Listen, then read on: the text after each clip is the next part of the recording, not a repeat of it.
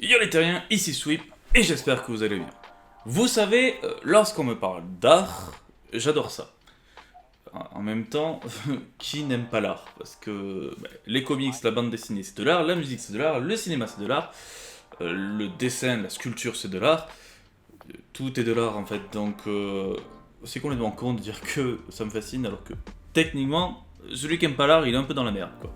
Bref, vous aurez compris, j'adore l'art, hein, logique comme tout le monde, et lorsqu'on a une BD ou un manga qui parle d'art, forcément ça me fascine et j'ai envie de le lire. Le problème c'est que toutes les formes d'art ne sont pas faciles à représenter en manga. Par exemple, du dessin comme dans Blue Period, c'est assez simple, hein, parce que de toute façon, un manga et une BD, c'est du visuel. Parler donc de cinéma, de sculpture, de photographie, là aussi c'est assez facile parce que c'est quelque chose de visuel. Pour de la littérature, par exemple, essayer de ressortir des mots, c'est quelque chose de possible. Mais par contre, la musique, sur un format donc BD où on n'a pas de son, c'est très compliqué.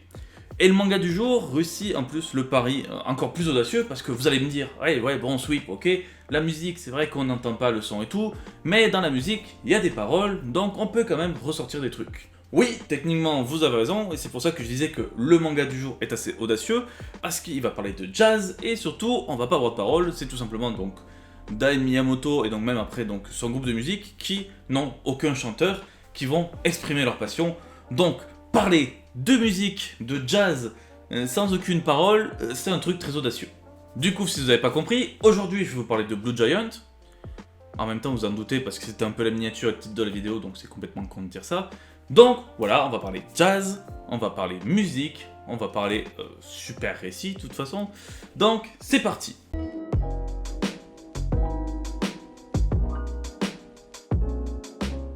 Blue Giant est un manga et plus précisément un seinen de Shinichi Ichizuka. Il s'agit, comme je l'ai dit plus tôt, donc d'un manga qui va nous parler de musique et notamment de jazz, qui est donc publié par Glénat.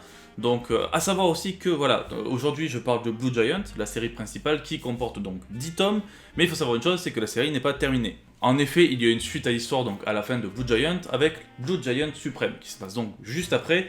Actuellement, on est à 10 tomes au Japon et en France, on est en train de sortir le troisième, bientôt le quatrième tome. Pour donner une idée, et je me suis un peu renseigné, normalement Blue Giant Supreme doit s'arrêter au tome 11. Après, s'il y a une suite ou pas, je ne sais pas trop.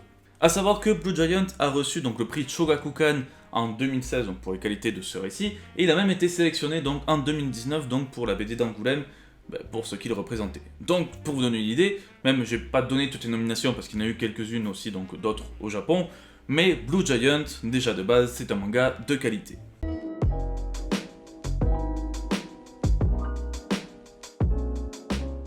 L'histoire de Blue Giant, c'est tout simplement l'histoire de Dai Miyamoto, un jeune lycéen qui est donc fan de jazz, fan de musique, et qui va donc se lancer là-dedans en jouant donc du saxophone ténor, et dont le rêve est tout simplement de devenir le meilleur saxophoniste ténor sur Terre. Pour réussir son rêve, le jeune garçon va s'entraîner tous les jours sur le bord de la rivière, là où quasiment personne ne l'entendra, parce que d'un côté il ne veut pas se faire entendre, de l'autre jouer du saxophone ça fait énormément de bruit. Bref, tous les jours il va s'entraîner sur le bord de la rivière, il va écouter énormément de jazz, reproduire donc les sons, les musiques, reproduire des solos, il va donner tout son cœur donc pour s'entraîner et même donc, plus tard il va avoir un professeur qui va l'aider à s'améliorer donc au saxophone. Et à la suite de ça, on va donc suivre Dai Miyamoto qui va quitter donc ses terres natales pour partir en direction de Tokyo, qui est donc le grand endroit au Japon où se trouve le jazz, afin de conquérir donc les scènes japonaises, de découvrir énormément de choses et donc de s'améliorer et de montrer à tous qu'il veut avoir sa place dans le jazz.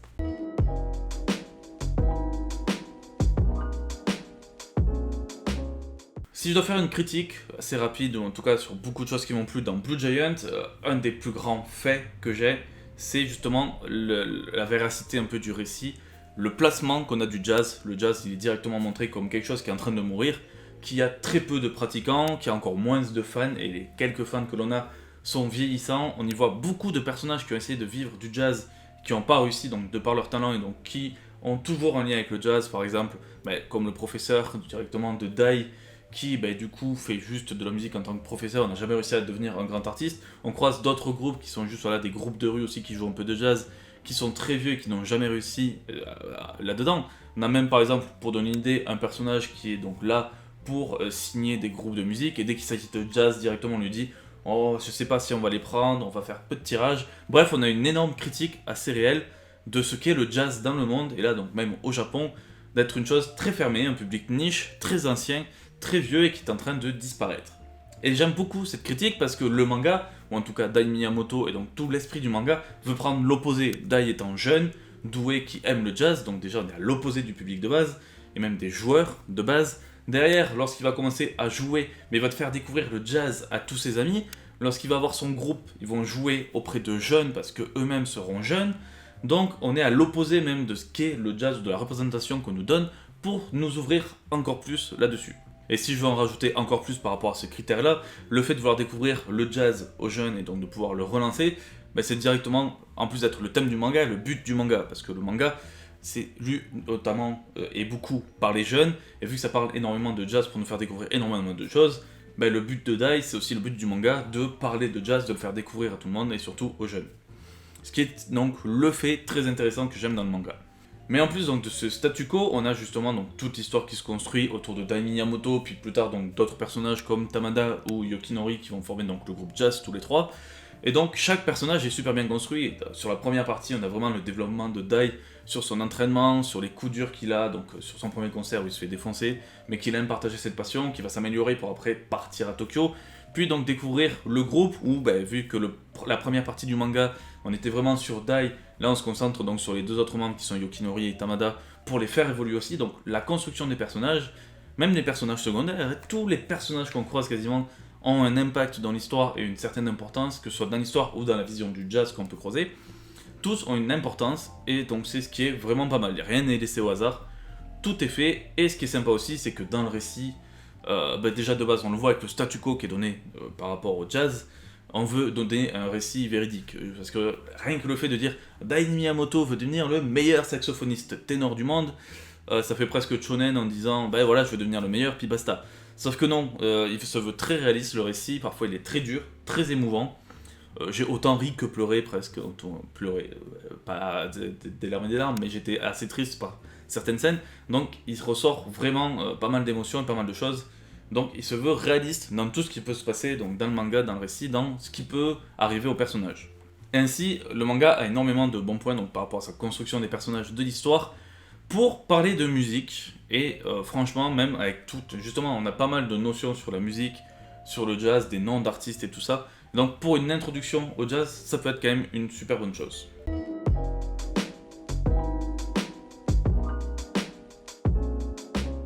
J'ai cité déjà pas mal de points forts par rapport à la critique, mais un des grands points forts qu'on a, c'est le développement des personnages, qui est très bien fait, bien amené, où justement tous ont un développement logique, il n'y a pas un truc qui va nous paraître bizarre par rapport à un personnage, donc c'est déjà le gros point fort que je trouve là-dedans. Un autre point que j'ai pas abordé, mais qui est un très gros point fort, c'est que parler de musique, surtout quand on n'a pas de parole, c'est compliqué. Mais même de base, par exemple, si on écoute une musique sans parole, la musique va essayer de nous donner des émotions. Et ce qui est puissant dans le manga, c'est qu'on a des chapitres qui sont un peu dans la même logique, des chapitres où il n'y a aucun dialogue, juste les dessins vont nous raconter une histoire, vont nous donc éprouver donc, des émotions, mais on va capter ce que l'image veut nous dire, comme une musique sans parole va essayer de nous donner un message. Et c'est quelque chose de vraiment puissant. Et puis, autre point fort pour moi, je suis désolé, mais bon, c'est vraiment personnel, merde, ça parle de jazz. J'aime beaucoup le jazz, je suis pas un pro du jazz, je suis un grand amateur, mais j'aime beaucoup le jazz. Et donc, depuis que j'ai lu Blue Giant, je me lance encore plus dans l'univers du jazz pour découvrir pas mal de choses. Donc, merde quoi, ça parle musique, ça parle jazz, c'est encore plus kiffant.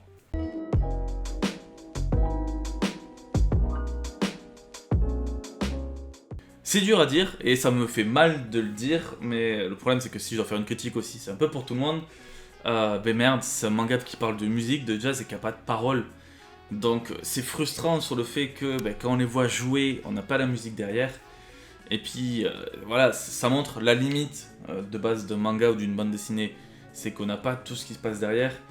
Et contrairement à par exemple, si je dois comparer par exemple à un comics Murder Falcon, où on sait qu'il joue du rock, du métal, des trucs comme ça, on n'a pas la musique mais on peut apprécier l'aventure. Là la musique c'est quand même le gros cœur du manga. Et le fait de pas l'entendre, ça peut être compliqué. Même moi, par exemple, il y avait cet effet frustrant, c'est que quand on les voit jouer, j'ai quelques notions et tout ça. Lorsqu'on voit des solos par exemple de saxophone avec Dai ou de piano avec Yukinori, dans ma tête j'ai une petite mélodie qui se joue pour que je me lance vraiment dans l'ambiance d'un concert, d'un solo et tout. Mais j'étais limité sur le fait que lorsque Tamada faisait son solo à la batterie, j'avais aucune idée de ce que pouvait être un solo de batterie, il n'y avait rien dans la tête. Et c'était frustrant, et c'est là où on retrouve vraiment la limite du manga. Et si pour moi encore j'ai énormément aimé, je me dis que pour d'autres, le fait de pas avoir tout ça, peut-être que ça va les bloquer, et ça peut être gênant. C'est pour ça que c'est, à mes yeux, le seul point faible. Il n'y a aucun point faible dans le scénario, le personnage et tout. C'est juste qu'on a atteint la limite du manga, ou sur le fait que c'est censé parler d'un truc qui peut pas totalement ressortir du manga, c'est assez compliqué.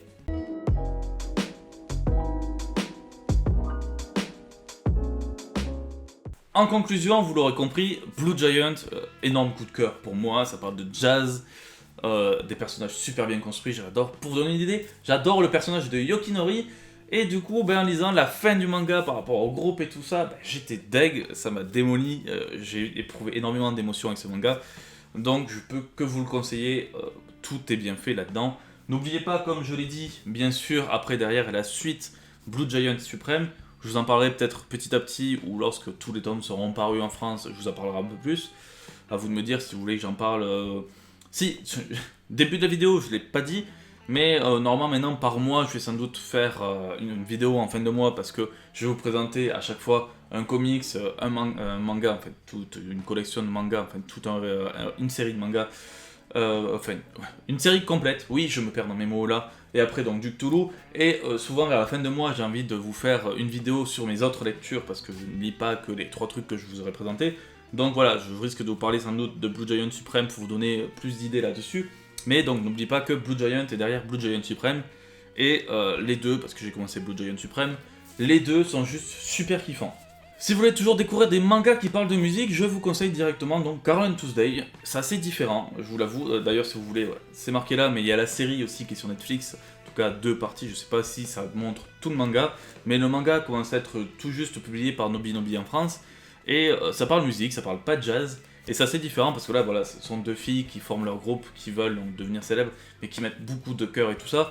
Donc ça parle tout simplement de musique, donc voilà, si vous découvrez d'autres aspects de la musique, c'est très sympa, je vous en ferai sans doute une review, où j'en parlerai voilà, à fin de mois dans mes lectures et tout, mais j'aime beaucoup parce qu'en fait là on est dans une sorte de futur, où toute la musique est digitalisée, les paroles sont composées par des IA, et elles font tout toutes seules avec leur cœur et tout, donc il y a un peu une comparaison entre l'industriel et un peu le côté indé, on va dire, et tout ça, qui est vraiment sympa, puis c'est un petit coup de cœur aussi, les 2 filles sont super choupies, mignonnes, c'est vraiment sympa, donc je vous le conseille beaucoup. Et si vous voulez approfondir un peu votre univers du jazz, j'ai 2 très bonnes choses à vous conseiller. Tout d'abord, surtout par exemple, je vous parlais de ma grande frustration par rapport à Tamada et donc à ses solos batteries que je trouvais pas, j'arrivais pas à mémoriser un truc dans ma tête. Je vous conseille de regarder Whiplash, qui est un film fabuleux, qui est un de mes films favoris. Ça parle de jazz. On y suit tout simplement donc un élève qui est dans une grande école de jazz, qui donc lui est à la batterie. Et donc il cherche à se faire repérer par le directeur de l'école et tout, ça part en vrille et tout ça, mais voilà, on y découvre beaucoup de choses, l'amour du jazz, voilà, il y a énormément de jazz, on y voit toute la difficulté à la batterie, à un moment avec son solo et tout ça, donc ça approfondit, je trouve que ce film peut vous approfondir un peu le personnage de Tamada, où on le voit souffrir des fois, avoir du mal à s'entraîner à la batterie, se foutre des pansements et tout, regardez le film, vous allez comprendre tout cela. Et si vous voulez encore voir un petit truc sur le jazz, c'est le même réalisateur, ou le même réalisateur je crois, que Whiplash, c'est tout simplement La La Land, et ce film que j'ai vu récemment, j'en suis tombé totalement amoureux, et pourquoi j'en parle aussi, c'est que le personnage donc, qui est joué par Ryan Gosling est amoureux du jazz, et on découvre à nouveau cette vision du jazz qui est un peu en train de mourir, où lui qui veut faire du jazz et tout, il en fait avec quelqu'un et il lui dit ouais mais tu sais le jazz d'avant c'est plus ce qu'il fallait et tout, et c'est un peu la même vision, lui il veut refaire du jazz comme avant, comme il aime, et c'est un peu la même vision qu'on retrouve par rapport à Dai, à Yukinori et tout ça, donc dans Blue Giant, donc je vous conseille aussi La La Land à regarder, ça vous fera une très bonne aventure pour découvrir un peu la musique, le jazz. Après voilà, c'est pas le but même du film, mais ça a un aspect à l'intérieur qui est très intéressant, donc je vous conseille voilà, cela aussi, donc Whiplash et La La Land, qui sont donc en film, si vous voulez vous faire plus de kiff là-dessus. J'espère en tout cas que cette review critique, je sais pas comment je vais le dire parce que je vais faire des trucs construits directement en plusieurs parties, j'espère que vous allez aimer, j'espère que vous aimez ce découpage donc en plusieurs parties. Voilà, dites-moi ce que vous en pensez ou pas, je trouve ça plus sympa parce que déjà de base la présentation d'un manga avec donc l'auteur, le nombre de tomes, des trucs comme ça, et l'éditeur, j'en parlais jamais, donc ça me permet d'aborder plus là-dessus. Derrière aussi, donc j'ai la partie critique, mais derrière points forts et points faibles, des fois que je vais utiliser pour dire ce qui est vraiment bien ou vraiment mauvais là-dedans, donc pour accentuer certains aspects sur le manga. Donc dites-moi ce que vous avez pensé de ce nouveau format. C'est un format que je vais faire par exemple, je vais généraliser complètement, je pense, parce que je vais parler sans doute de Cthulhu, enfin de Lovecraft, quand je vais parler de comics, je vais parler de manga. Je pense garder plus ou moins ce format, peut-être les points forts, points faibles, je les mettrai pas partout parce que, bah, par exemple, surtout si je parle de comics, c'est one shot. Point fort, point faible, va pas y avoir grand chose, des trucs comme ça, et pareil sur la critique, pour pas trop spoiler, faut pas en balancer beaucoup. Mais voilà, dites-moi ce que vous pensez du format, j'espère que ça vous a plu, j'espère que vous allez aimer Blue Giant. Si vous avez lu Blue Giant, d'ailleurs, n'hésitez pas à me donner, donc à me mettre en commentaire ce que vous avez kiffé, ce que vous avez aimé ou non, même dans le manga, ça m'intéresse beaucoup. Et donc, si vous ne l'avez pas lu, que vous allez lire suite à la vidéo, ben mettez en commentaire aussi, ça peut vous intéresser, ou si grâce à moi vous allez découvrir un super truc ou pas. En tout cas voilà, je vais vous laisser, donc ciao tout le monde et à la prochaine.